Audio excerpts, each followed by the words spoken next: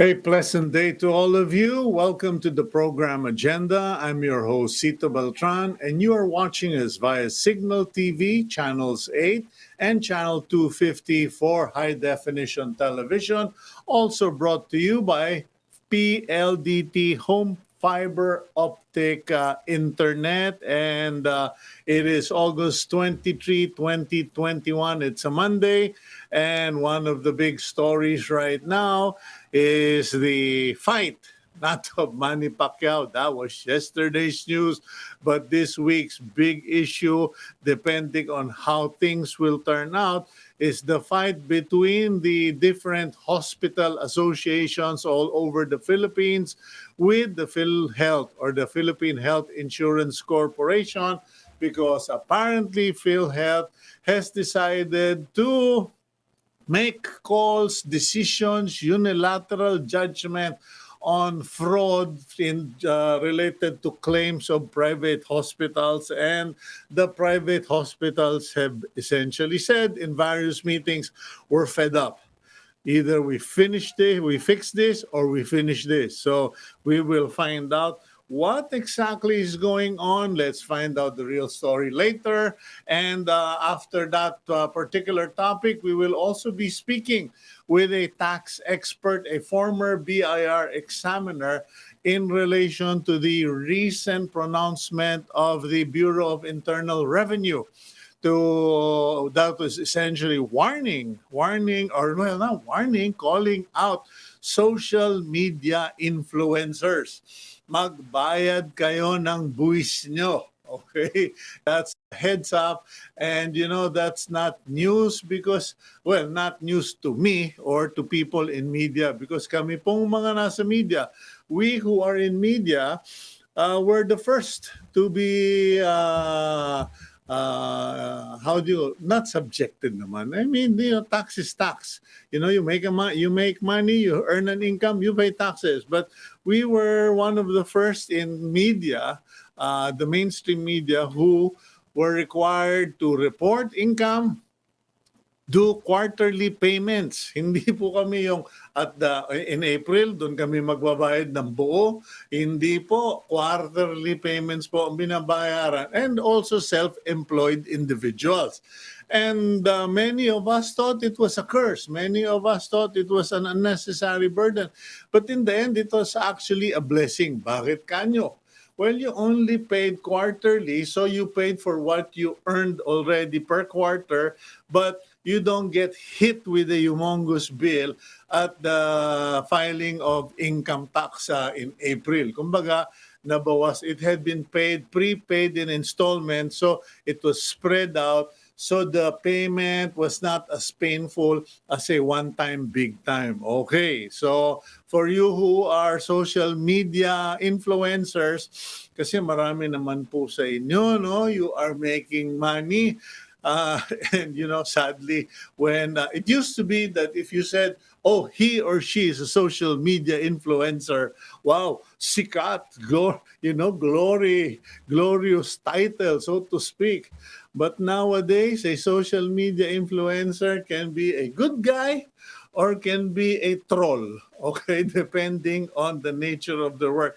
There are people who write, who do videos, etc., for good things, and there are an even bigger number of ghostly creatures who you do not see but influence how you think. Okay, so let's go first to the front page of the Philippine Star before we go to the interviews. Let's see what's on the front page. And there you go. The main headline, interestingly, is Okta ECQ worked, COVID spreads slows. Okay, so Okta is the one saying that the ECQ worked and it slowed the spread of COVID.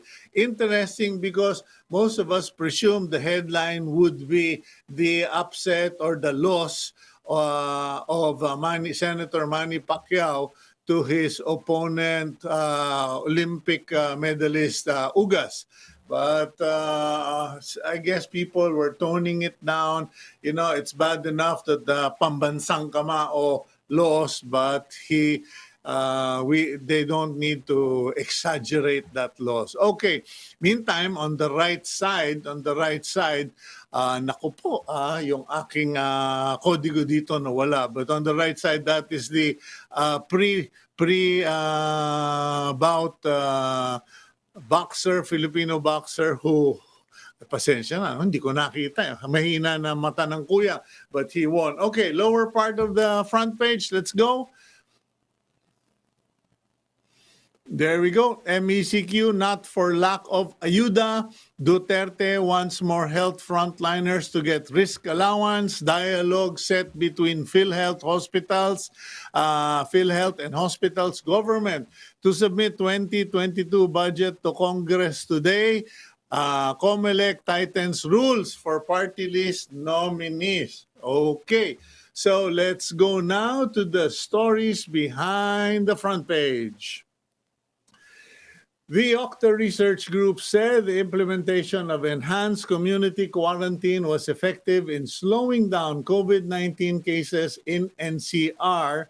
Based on their report, the one-week growth rate of infections in NCR decreased from 72% to 48% 2 weeks ago. That's quite a lot. But they warned not to be complacent yet as the country recorded over 16,000 new cases yesterday. Meanwhile, the government denies the lack of funds for cash aid or ayuda was the reason for downgrading the quarantine status in NCR, Laguna, and Bataan. Cabinet Secretary Carlo Nograles said the implementation of MECQ in these areas would not only balance health and the economy, but it would also allow LGUs to impose granular lockdowns. Okay. What's the difference between ECQ and MECQ? Marami raw. Anyway, Manny Pacquiao failed to outwit Cuba's Yordenis Ugas in their welterweight showdown yesterday in Las Vegas. Ugas' effective jab against the boxing icon helped him secure a unanimous decision from the judges. Meanwhile, the undercard fight, Filipino Mark Magnifico Magsayo knocked out Mexican Julio Ceja in the 10th round. Okay, so yun po, no? My apologies to Mark Magnifico Magsayo. Medyo hindi ko mabasa kanina sa liit ng aking kodigo dito. And our quote for the day comes from the book of Psalms in the Bible, chapter 86, verse 11. Teach me your ways, O Lord, that I may live according to your truth. Grant me purity of heart so that I may honor you. Okay, yan po, no? Truth and purity of heart, and I guess that will become the issue of contention between the PhilHealth and the hospitals group, because the group of hospitals in the Philippines slammed PhilHealth after the state insurer released a circular that suspended payments of claims that are under investigation due to fraud. Healthcare providers are now reconsidering their ties with PhilHealth because the circular allegedly conveys mistrust. Kumbaga, sinabi nung PhilHealth, kung malabo, itapon na yung tubig na. Kumbaga, kung malabo yung tubig, itapon na lang, no? Labas na. Well, anyway, let's speak. Welcome to the program, Dr. Jose de Grano, President of the Private Hospitals Associations of the Philippines. Doc, good morning again. Good morning. Good morning, Cito. Kumusta ka na? Okay lang, sir. Mukhang yung trend sa disgrasya hindi mapigilan na. Based on this recent development, the PhilHealth and the Association of Hospitals seem to have irreconcilable differences, or is that perception a bit exaggerated? Nung ilabas po nila yung circular number 13 na ito, yun nga po, nakita namin na pinapatunayan nila na talaga pong ang gusto nilang i-assert yung kanilang kapangyarihan over the hospitals. Na yun po, kayang-kaya nilang gawin kahit anuman, kahit mere suspicion, ay kaya po nilang i-suspend lahat ng payments sa mga ospital. At yun po ang kinakatakot namin na ilabas po itong circular na ito, Circular 13. Okay, I remember, I think last time we talked and I also interviewed someone else, parang pinag-uusapan na matagal lang sinasabi yan ng PhilHealth. In fact, pati nga si Dr. Ano ba, Shirley ba? Gigi Domingo ng PhilHealth was saying, we will screen all of these claims and those that we believe are fraudulent or are, cannot be substantiated will simply be thrown out. I mean, to my mind, it's nothing new. But what changed? Is this circular that you're talking about very recent? Bago ba yan? Kamakailan lang ba yan? O yan pa rin yung dating pinag-aawayan? Ito pong bagong circular na to, nirelease po yan, circular number 13, released on Friday, August 13. At yun po, nagsasaad nga po doon na kapag kayo po ay magkaroon ng fraudulent case, ay pwede po kayong isuspend ng at least 120 days to even 8 months. Okay.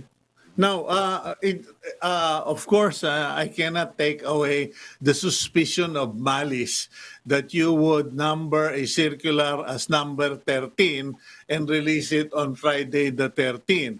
But be that as it may, ang pinag-uusapan naman natin dito ay fraud. So, what's the big problem? Kasi kung hindi naman fraudulent yung claims niyo, hindi rin kayo dapat mangamba. Opo, ganito po yan. Imagine po, kayo po ay suspetsado na may fraudulent claim.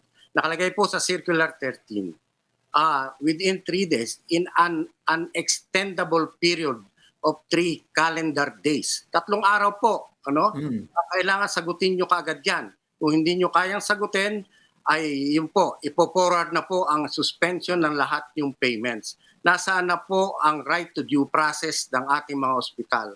Nasaan na po yung presumption of innocence until proven guilty? Yun po ang aming gustong ipaalam sa kanila.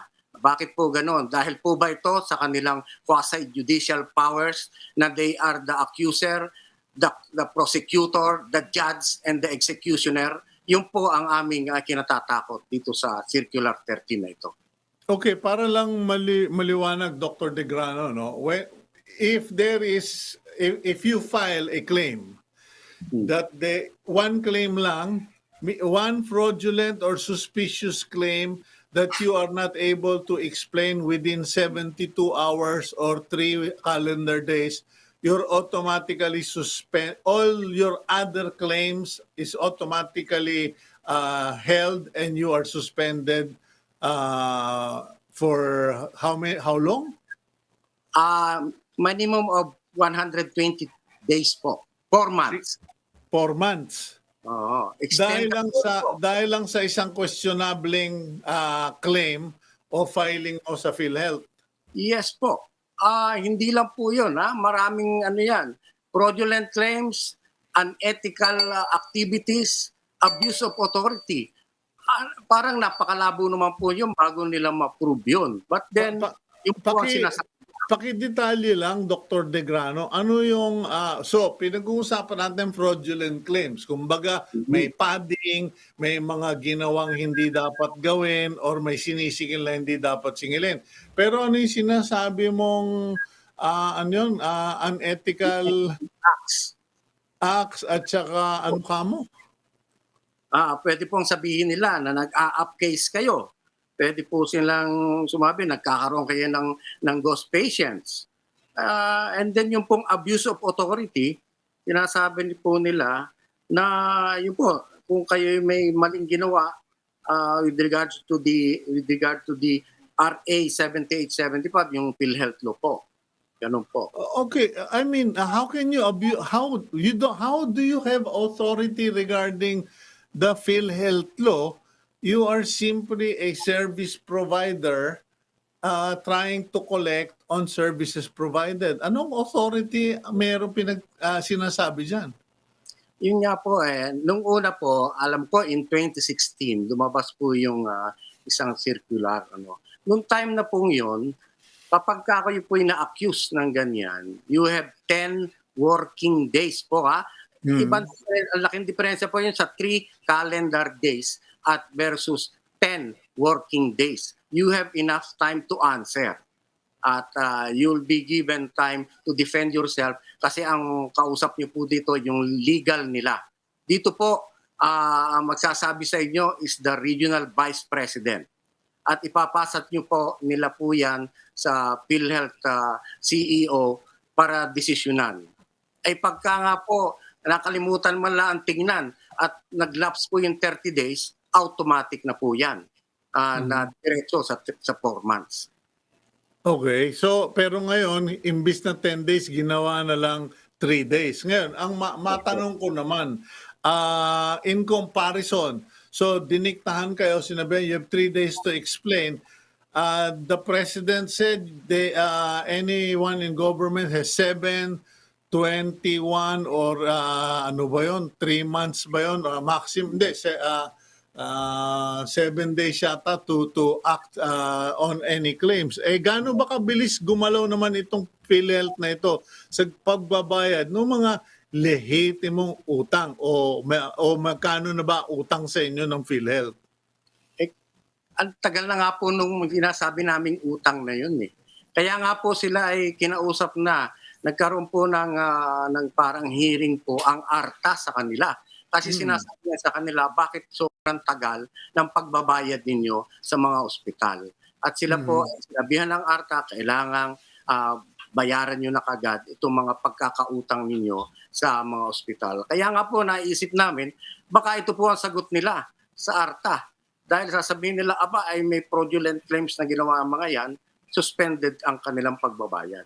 Ay kaya, yun po, ang parang naiisip namin kung bakit gusto nilang kaya nila inilabas itong circular nito. Okay, let's set aside itong mga questionable claims or question claims and let's talk about the regular claims. Yung napaka-ordinaryong pang-araw-araw na mga nangyayari sa ospital, nakakabayad ba ang PhilHealth on time o hindi? So far po, doon sa ibang hospitals, nakakabayad po sila. Non-COVID claims, recent non-COVID claims, nababayaran po nila. Ang tinatanong po sana namin sa kanila, yung mga COVID cases in 2020 pa, yun ang sinasabi ng aming mga miyembro, na yun po ay hindi pa rin nababayaran ang karamihan. At ito po ay kasama doon sa sinasabi nila na around ngayon po, ang sabi nila 13 billion na lang. Before na 26 billion, naging 13 billion in a span of 2 days po. Napalitan agad yung amount.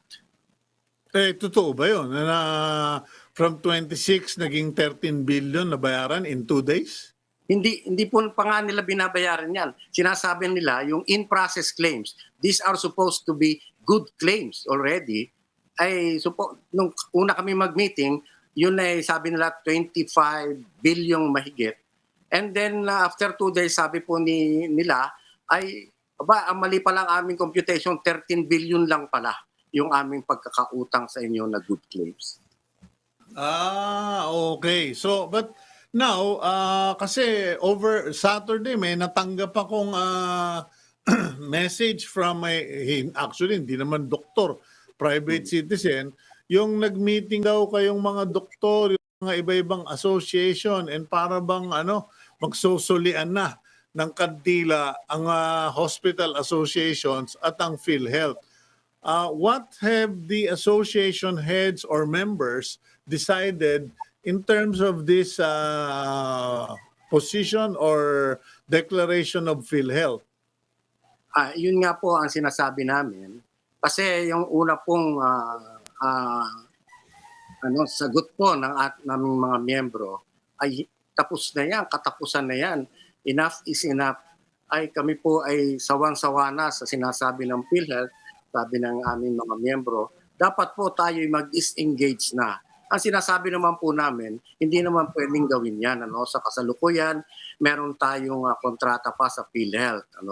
At kung gusto niyo talaga mag-disengage, then hintayin natin yung time of renewal. Ito po ay mag-uumpisa ng October hanggang December. Kung i-desisyon niyo po na talagang huwag na kayong mag-renew, ay di yun po ang magiging desisyon. At ang problema po, siyempre, pag nag-disengage sa sa PhilHealth, malaki pong ang kawawa diyan. Siyempre, ang ating mga pasyente. Dahil po ang kanilang benefits, instead i-deduct kaagad ng mga ng mga ospital. Ang mangyayari po, i-advance muna ng pasyente at i-refund na lang nila sa PhilHealth. Does the law or Philippine law allow the hospitals not to do business with PhilHealth? Kasi parang buong akala natin yung sistema ay obligadong ang mga ospital na idaan sa PhilHealth yung mga babayarin. Pero sinasabi nyo na pwedeng kumalas ang mga ospital? Ang membership po sa PhilHealth ay voluntary. Hindi po yan mandatory. Yung pong sa Department of Health, ang licensure, yung po ang talagang mandatory. Kailangan po kayong may lisensya at being a hospital to provide the services.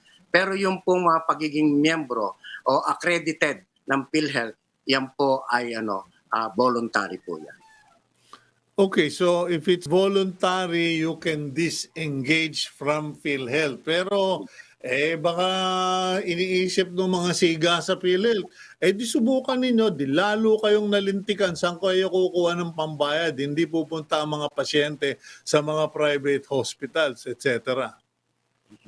Ay tingnan po natin kasi marami po kaming alam na mga, hindi naman po talagang karamihan, na talaga pong kumalas na sa PhilHealth. At sinasabi nga po nila, puro kayo problema kasi puro kayo utang sa PhilHealth. Kami hindi, bayad kami dahil ang mga pasyente nagbabayad sa amin. Wala kaming problema ngayon. Are you not liable? Wala ba kayong pananagutan sa batas kung hindi nyo kikilalanin yung PhilHealth card ng isang pasyente? O paano niyo ipapatupad yun? Bago po sila pumasok o magpa-admit sa ospital, i-inform na po sila na ang inyong pong PhilHealth membership ay hindi honored dito. Para po kayong may card, HMO card, sasabihin sa kanila, hindi po honored ang HMO nyo dito, kaya hindi po pwede nating ibawas yan. So babayaran nyo po yung portion ng PhilHealth, ng portion ng HMO, ang lahat po yan. At kung gusto niyo pong i-refund sa PhilHealth, then bibigyan po kayo namin ng statement of account para kaya niyo ngayong makuha ang benefits niyo directly from PhilHealth.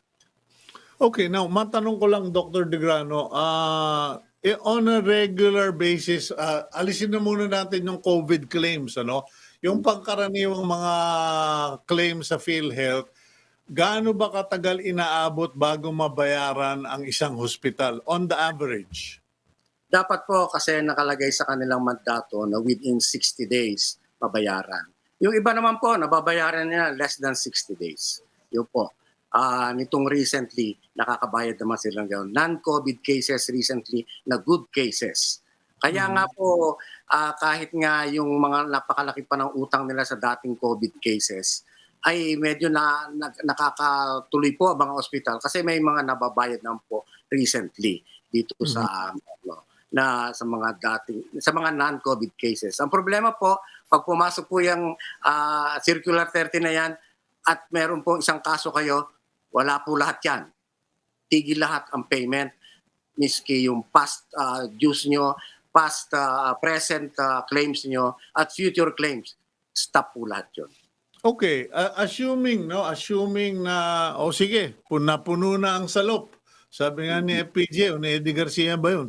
Napuno na ang salop. O sige, kalas na tayo dyan sa PhilHealth. Magkano ang malulugi sa inyo at hindi ba ninyo iindahin yun? Baka mamaya nyo, pilay-pilay kayo dahil siyempre marami pa rin kayong babayaran at saka palagay ba nyo hindi talaga kikilalanin ng PhilHealth? Do you have reason to believe PhilHealth has no intention or capacity to pay those claims? Ay kung talaga pong kaya nilang bayaran, bakit hanggang ngayon po hindi po nila binabayaran? Ngayon, hindi po malulugi ang mga ospital. Kaya po nalulugi ngayon ang ospital dahil malaking bahagi po ng income nila andun sa PhilHealth. Benefits po yon ng mga miyembro na hinohold nila, na hindi nila binabalik sa amin. Yung pong pagpasok ng pasyente, ina-advance po namin ang payment na yan. Ibig sabihin yung gastos ng pasyente, ang mga benefits nila, yung po ay ina-advance ng mga private hospitals. Ngayon, pag hindi po binayaran yan ng PhilHealth, doon po kami talaga malulugi. Pero kung ang pasyente po ay nagbabayad, hindi naman po kami para kailangan mag-charge sa kanila malalaki. Kung ano pa lang po ang kanilang karampatan na itinacharge sa kanila, yun lang po hindi ang itinacharge nila. Bakit po kami malulugi nun? Okay, ang pinagtatalunan ninyo ng PhilHealth, karamihan, if not all, ay yung mga claims COVID-related cases. Di po ba? Ako po, yun po ang noong 2020 pa. Okay, ngayon, papayag ba ang mga hospital? Kasi pwede nating sabihin, hindi tayo nagkaintindihan dahil nagkakagulo, hindi maliwanag ang patakaran, napilitan tayong bago ng bago. Pwede bang beginning 2021 forward, doon na tayo, kumbaga, magkwentahan. Yung 2020, kumbaga, kung parang pinaghugasan ng bigas, tapon na lang natin yan or let's cancel it. Kasi either or kung mag-decision kayong kumalas sa PhilHealth by October to December, wala kayong bayad. Kung makipag-settle ka ngayon na compromise, sige, 2020, para makakuha kayo ng hustisya sa gobyerno, and not just this government but past government. How come cases have not been filed? Actually, matagal na po namin ginagawa yan. Kasi nga po may kanyang charter yan, may PhilHealth law. Napakahirap pong labanan ng PhilHealth. They have all the powers. Nakakapagtaka po ngayon. Imagine, lahat po nilabas na ng COA, pero ngayon, wala pa po nilalabas ang COA sa PhilHealth. Bakit po ganon? Yung po pinagtataka rin ng aming mga miyembro. Yung pong ang dami na po namin yan, may mga Senate hearings, may mga House of Representatives hearing, ay para pong ang nangyayari naman po, wala eh. Ay kasi po, kung gusto niyo mabago, yung charter po ng PhilHealth, kailangan po dyan i-amend yung PhilHealth law. Okay, merong pahabol na tanong dito, may nasuspend na ba na hospital since the release of the circular last week? Doc, bago nyo sagutin yan, time out muna tayo, commercial lang, pagkatapos balikan kita kagad, Doc de Grano.